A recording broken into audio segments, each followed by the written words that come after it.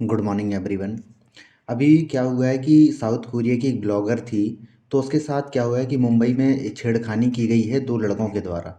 तो उसमें क्या हुआ है कि दो लड़कों को आईपीसी की धारा 354 के तहत उनको गिरफ्तार किया गया है इसमें। क्योंकि क्या होता है कि अगर कोई विदेशी अगर भारत में आती है तो उसके साथ छेड़खानी अगर होती है, तो मैं आपको इस वीडियो में बताने वाला हूँ कि अगर महिलाओं के साथ कोई भी छेड़खानी होती है तो उसके जो सज़ा के प्रावधान क्या थे। अब मैं आगे आपको बताता हूँ क्या थी कि एक कोरियन महिला थी जो ये एक ब्लॉगर थी। तो क्या होता है कि लाइव स्ट्रीम कर रही थी। अगर मैं बात करूँ मुंबई में, तो जो टाइम था उसका लगभग 11:30 के आसपास ये रात में लाइव स्ट्रीम कर रही थी। दो लड़के आए थे, तो उसके साथ में इसको हाथ पकड़ने लगे थे और उसके बाद क्या रहा, इसको गाड़ी में बैठाने लगे थे। तो इस तरीके से जो नो नो करने लगी थी, तो उसके बाद उनको क्या हुआ कि बहुत ज़बरदस्ती करने लगी। तो बाद में ये भी इसने बताया कि इसमें बहुत ही झींका झपटी करने लगी और इस तरीके से जो भी दिखाया गया है, इसको किस भी की थी उसने। और इसके गले में हाथ डाला, कमर में हाथ डालने लगे थे। तो जो हरेसमेंट होता है महिलाओं के साथ में, उस तरीके से इसको दिखाया दिखाया गया है। हाँ इतनी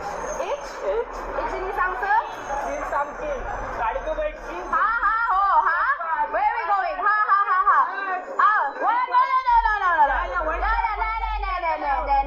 I'm scared I'm dressed hi hi hi tomorrow one oh oh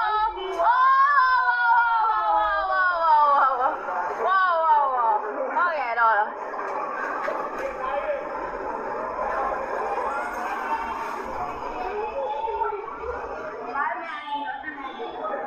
what the fuck time to go home. Hi, bye bye. Oh, bye bye. Come this seat. No, no, no, no, no. It's okay. My, it's all there. Patient? Huh? Patient? Yeah. My house is there. No, no, no, no, no. Home over there. Okay. Bye. बाद में क्या होता है कि इसका एक दोस्त आया था, दो जो इसका लाइव स्ट्रीम में जो शामिल था, जो इसको वॉच कर रहा था। तो उसके दोस्त ने फिर आके इन दोनों को भगाया। बाद में इसका जो नंबर है, नंबर भी बोलते हैं, जो कहने को ये भी आया है कि नंबर भी इसका मांगा था। तो इस महिला ने इनको गलत नंबर अपना दिया था। तो जिसकी वजह से क्या हो रहा है कि इसको मतलब सही नहीं लगा है। इसके बाद हुआ ये है कि इन दोनों लड़कों को गिरफ्तार किया गया है मुंबई पुलिस ने। इन दोनों लड़कों के नाम जो बताए जा रहे हैं, इन दोनों लड़कों के जो नाम हैं वो है मुबीन चांद मोहम्मद शेख। दूसरे लड़के का नाम मोहम्मद नकीब सदरी आलम अंसारी बताया जा रहा है। तो इन दोनों लड़कों को मुंबई पुलिस ने गिरफ्तार किया गया है और इस तरीके से उनकी जो इमेजेस हैं वो सामने आ रही हैं। इसके बाद जो क्या हो रहा है, भारत के ऑनवॉय जो हैं हमारे यहाँ पे अरिंदम बागची जी हैं, तो उन्होंने इसके लिए बताया है कि जो हमारी वहाँ की लोकल अथॉरिटीज़ हैं इसके बारे में देखती हैं और इसके बारे में जो वहाँ के जो हमारे यहाँ पे ऑनवॉय हैं उनके साथ कोई संपर्क नहीं हुआ है। इस तरीके से उनकी कोई रिपोर्ट दर्ज नहीं की गई है। और महिला से जब ये पूछा गया तो उन्होंने ये बोला है कि इस तरीके से होता है, लेकिन मुंबई पुलिस ने हमारा साथ दिया है कि उन लड़कों को गिरफ्तार किया गया है। तो अब मैं आपको ये बताता हूँ कि आईपीसी की धारा 354 क्या कहती है। क्योंकि अगर मैं इंडियन पेनल कोड की अगर मैं बात करूँ तो इसमें क्या होता है कि भारतीय दंड संहिता भी इसको बोला जाता है। तो इसमें ये बोला जाता है कि धारा 354 का इस्तेमाल ऐसे मामलों में किया जाता है जहाँ पर स्त्री की मर्यादा सम्मान को क्षति पहुँचाने के लिए उस पर हमला किया गया हो या उसके साथ गलत मंशा के साथ जोर जबरदस्ती की गई हो, तब इस्तेमाल आईपीसी की धारा 354 का इस्तेमाल किया जाता है। और इसमें यह भी बोला जाता है कि अगर कोई महिला है, उसकी इज्जत के साथ उसकी इज्जत को भंग या नष्ट करने के उद्देश्य से उस स्त्री पर हमला किया गया हो, आपराधिक बल का प्रयोग करने से संबंधित है। इस धारा के अनुसार अगर कोई भी व्यक्ति किसी भी स्त्री के मान सम्मान को भंग करता है या किसी भी गलत नियम के साथ जोर जबरदस्ती करता है, तो वह जो कि एक गलत इरादे के साथ हो, तो वह सब जानते हुए अगर वो करता है, तो वह व्यक्ति किसी प्रकार की छेड़खानी भी करता है या उसके साथ गलत नज़रों से देखता है या गलत तरीके से उसे छूता है या स्पर्श करता है, तो ऐसे व्यक्ति के कार्य भारतीय दंड संहिता की धारा 354 के अनुसार अपराध माने जाएंगे। और इसमें ये बोला जाता है कि अगर कोई व्यक्ति इस तरीके से अपराधी अगर घोषित किया जाता है तो उसके साथ क्या प्रावधान होते हैं।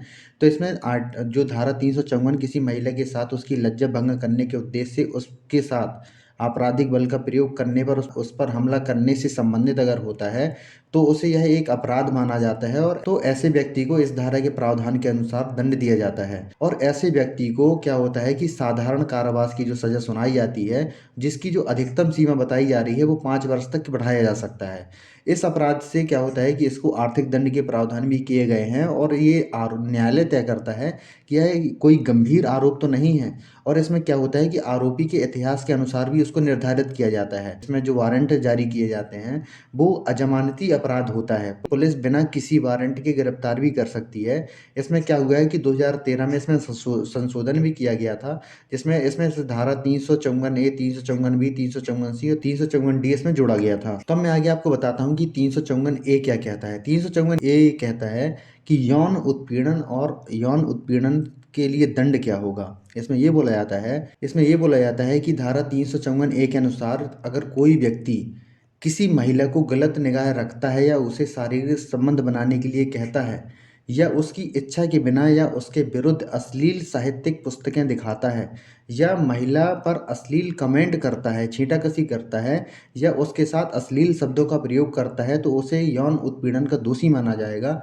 उसके लिए उसके क्या होता है कि कारावास की सज़ा दी जा सकती है, जिसकी जो अधिकतम सीमा जो हो सकती है 3 वर्ष के लिए जो सज़ा है दी जा सकती है। उसे आर्थिक दंड या दोनों की सज़ा भी इसको सुनाई जा सकती है। इसमें जो धारा 354 का बी ये कहता है कि अगर किसी औरत को अगर निर्वस्त्र अगर कोई व्यक्ति करता है या निर्वस्त्र करने की कोशिश होती है, क्या होता है कि कोई भी व्यक्ति किसी स्त्री को किसी भी सार्वजनिक स्थान पर उसके वस्त्र उतारने की कोशिश करता है, बलपूर्वक या उतारता है या किसी स्त्री को निर्वस्त्र कर देता है या फिर उसे निर्वस्त्र होने के लिए बाध्य करता है, तो वह व्यक्ति जो होता है कि भारतीय दंड संहिता 354B के तहत अपराधी ठहराया जाता है। और इसमें ये बोला जाता है कि इसमें क्या होता है कि कारावास की सजा दी जाती है और नॉन बेलेबल वारंट इसमें जारी किया जा सकता है।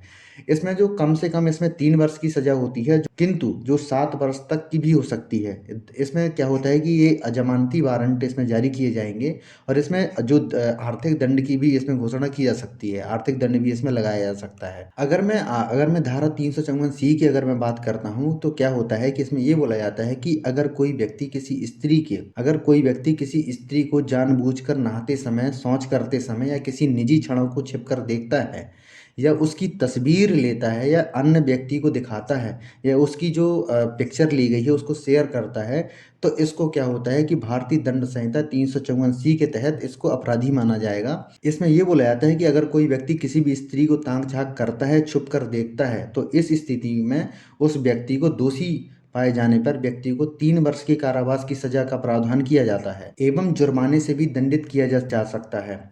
यह अजमानती अपराध होगा अगर कोई व्यक्ति किसी स्त्री की निजी क्षणों की तस्वीरें खींचता है, वह जो कि निर्वस्त्र होती है, और अगर वो शेयर करता है तो उस व्यक्ति को दोषी पाए जाने पर 3 साल से 7 साल तक की उसकी सजा इसमें सुनाई जा सकती है। तो इसमें जो महिलाएं हैं, महिलाओं के लिए खास तौर पे ये क्या होता है कि उनके जो प्राइवेसी होती है उसको लेके ये सारे जो कानून है बनाए गए हैं। इसमें यह भी बताया गया है कि अगर कोई व्यक्ति उसका पीछा करता है, अगर कोई पुरुष किसी गलत इरादे के साथ किसी महिला का पीछा करता है, जैसे अगर उसके स्कूल है, कॉलेज है, ऑफिस आते जाते समय, या उसके कोई क्या होता है कि अगर कोई ट्रांसपोर्ट का अगर यूज़ करती है, यातायात वाहन का पीछा करता है, तो उसे इस अपराध की श्रेणी में रखा जाएगा। इसमें ये भी कहा जाता है कि अगर कोई महिला को कोई व्यक्ति अगर सोशल मीडिया जैसे इलेक्ट्रॉनिक्स, जैसे इसमें ये बोला जाता है कि फेसबुक, इंस्टाग्राम जैसे सोशल मीडिया का प्रयोग करके बार बार किसी युवती को किसी युवती को अगर मॉनिटर करता है या संपर्क करने की कोशिश करता है, तो उससे क्या होता है कि इसमें धारा 354D के तहत उसको दोषी ठहराया जाएगा। इसमें जो रॉ है, पुलिस है, सीबीआई इसमें शामिल नहीं किया जाता है। अगर मैं धारा 354D के तहत दोषी व्यक्ति पहली बार अगर ऐसे करते हुए पाए जाने पर उसकी सज़ा 3 साल या जुर्माना हो सकता है या दोनों की तरह दंडित किया जा सकता है, लेकिन ये जमानती अपराध होता है। दूसरी बार अगर कोई व्यक्ति ऐसा करता हुआ पाया जाता है तो उसे कारावास व दोनों जुर्मानों से दंडित होगा। और यह क्या होता है कि ये गैर जमानती वारंट होगा दूसरी बार अगर वो पकड़ा जाता है तो। पहली बार में जमानत हो सकती है लेकिन दूसरी बार में गैर जमानती होगा। इसमें उस व्यक्ति को क्या होता है कि बेल तुरंत नहीं मिलने वाली है, इस तरीके से दंडित किया जा सकता है। तो इस तरीके से भारत में महिलाओं की प्रोटेक्शन के लिए कि पोस्को एक्ट भी बनाया गया है, जिसमें महिलाओं के साथ अगर कोई गलत काम होता है, अगर किसी महिला का अगर रेप होता है तो उसमें जो अगर मैं आईपीसी की धारा जो है 376 लगती है। अगर किसी का मर्डर होता है तो उसमें आईपीसी की धारा 302 का उसमें लागू होती है। तो आशा करता हूँ कि आपको वीडियो अच्छा लगा होगा। अगर आपको वीडियो अच्छा लगा तो प्लीज़ इसको लाइक कीजिए, सब्सक्राइब कीजिए एंड शेयर कीजिए। धन्यवाद।